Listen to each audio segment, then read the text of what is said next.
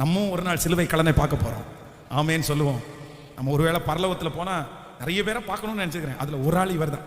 சே, எப்படா ஆண்டவரை இப்படி கவர் பண்ண ஒரு நிமிஷத்தில், நீ பெரிய லக்கி உள்ள ஆளாக இருப்ப போல தெரியுது அப்படின்னு. ஆமாம், ஆண்டவரை வந்து சில வார்த்தைகளால் நம்ம கவர்ந்துட்டோன்னா அவ்வளோதான், அவருக்கு ரொம்ப பிடிச்சிடும்.